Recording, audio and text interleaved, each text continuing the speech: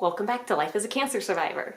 Jelena here, and today I'm going to talk about my treatment plan. This video and the last one kind of overlap with each other a bit, but if I would have combined them into one, it would have been way too long. So, you're welcome. Here's two medium-length videos instead of one super long one. First things first, exactly what kind of cancer I had would determine what my treatment plan would be. So if you're just getting started with this cancer roller coaster, your treatment plan may differ some from mine because it depends on what type of colorectal cancer you have, what stage it is. Let me know in the poll up above here, if you or a loved one has been diagnosed with cancer, what stage was it? Was it stage 1, 2, 3, 4? Or I'll even put an option for you of, I don't know, because maybe you've got a loved one and they don't want to disclose all that information to you. I'd love to find out what stages everyone is in. In my last video, I talked all about the tests that I went through to get to this point. So if you missed that video, oh hey, here it is. Click on that link so you can watch that and figure out what kind of tests help with the staging to figure out how advanced your cancer is. At my first appointment with my oncologist on June 2nd, he only had the data from my colonoscopy and CT scan. He explained that colorectal cancer is staged by looking at 3 different things. T is the depth of the tumor invasion in your colon or your rectum. N is the number of lymph nodes that are involved. M is metastasis, if it spread to any other organs in your body besides the one of your initial diagnosis. He said he thought it looked like I was T3, N0, M0, which just means the level of the tumor was at a 3 and that it hadn't spread to lymph nodes or other organs. But he said that in a CT scan, it's really hard to see if any lymph nodes near the rectum are involved. So hence the need for me to be referred to that rectal ultrasound. That rectal ultrasound would determine if any of those nearby lymph nodes were involved, and it would also give us a more accurate rating of the tumor if it was anywhere from T1 to T3. He also said that there was a spot that showed up on my CT scan, which was an enlarged lymph node that was near my heart. But he said it was unlikely that it would have been cancerous because if it was, all the lymph nodes leading up to that one should have been infected as well. To be sure it wasn't anything that we needed to be concerned about, he sent me in for the PET scan.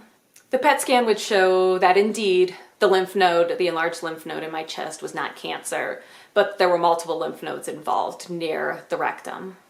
Ultimately, he said that his prognosis for me was that this was curable, and that my worst case scenario would be that I would have a colostomy bag for the rest of my life. Hearing the oncologist say that he believed this was curable was a huge weight lifted off of my shoulders, knowing that I was going to survive this. Curable is not a term that oncologists throw around lightly, so I knew that he was confident we were going to get rid of this nasty cancer. He said that if the tumor ended up being a T1 or a T2, they would just do surgery to get rid of it, and that would be the end of my treatment.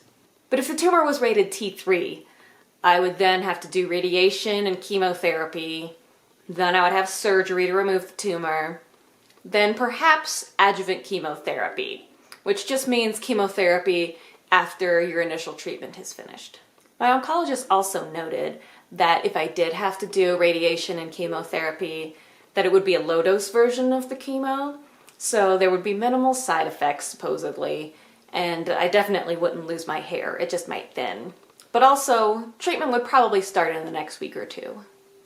The next day I had the rectal EUS, and at that appointment, I found out that the tumor was rated a T3, and that nearby lymph nodes were also involved. So that officially bumped me up to being diagnosed as stage 3 rectal cancer. We also found out at that appointment that the tumor was only 4 centimeters away from my anal verge, so my response to radiation would definitely determine whether or not I would end up with a permanent colostomy or just a temporary ileostomy. 4 days later, my oncologist confirmed with me the test results and what my treatment plan would be. Step 1 of my treatment would be 25 days of radiation therapy and oral chemotherapy. I would go in 5 days a week for 5.5 weeks for pelvic radiation, and on those days that I went in for radiation, I would also take chemotherapy pills called Xeloda, also known as capecitabine. I'm sure I'm pronouncing it wrong, but Xeloda is much easier to pronounce and what everyone knows it as. I would take 2 pills in the morning within about a half hour of eating, and then about 12 hours later I would take 3 pills in the evening. I was also given a prescription for anti-nausea medication to have on hand in case I got nauseous from the chemotherapy pills. This part of my treatment would start on June 13th, 2016. Step 2 of my treatment would be major surgery. The doctor that would be doing my surgery preferred to wait 12 weeks after finishing radiation and chemotherapy to do the surgery. He liked to wait that long because after you're done with those, the tumor continues to shrink afterwards. During that surgery, the plan was to remove enough of my colon and rectum that there were clear margins that had no cancer cells in them on either side of the tumor. They would also remove an unknown number of lymph nodes, whatever looked like they were still cancerous, that were nearby the rectum.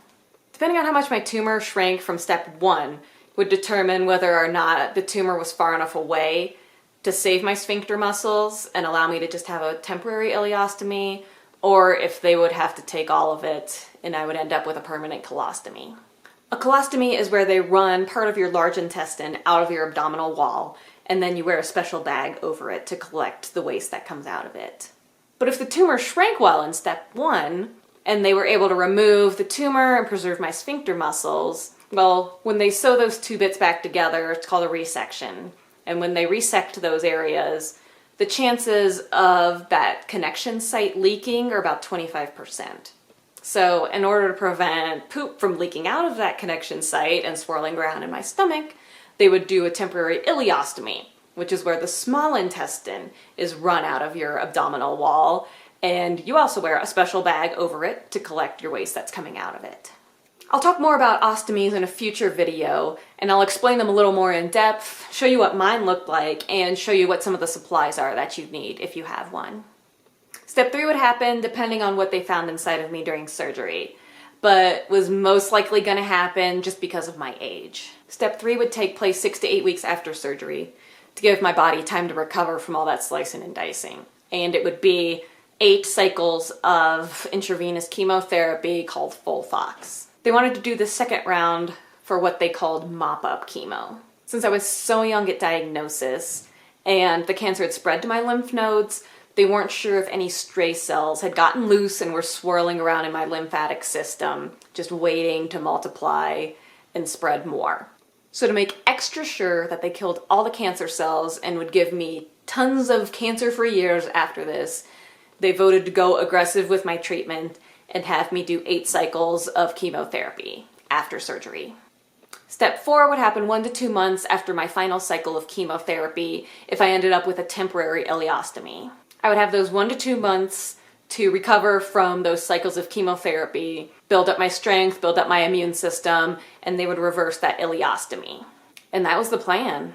It was all going to take place over the course of just 1 year, but it was going to be a long year. I just had to plug through each step one at a time to get to the finish line. One thing I've learned from all of these appointments is it's really important to bring a friend or family member with you to them. That second set of ears really picks up extra little things here and there that you don't. And also make sure you're taking notes. Pen and paper, phone, computer, whatever your method of taking notes is, do it, because you'll forget at least half of this stuff by the time you leave the doctor's offices. Tune in next week to hear how we decided to break the news to our 5-year-old daughter Maëlle and her reaction to hearing that I might have some nighttime diarrhea during treatment. If you like this video, please hit the thumbs up button over here and make sure you're subscribed so you're the first to know when all of my new videos are posted. And if you have any friends that you think might be interested in some of these, please feel free to share them. That's what I'm here for. Thank you for watching.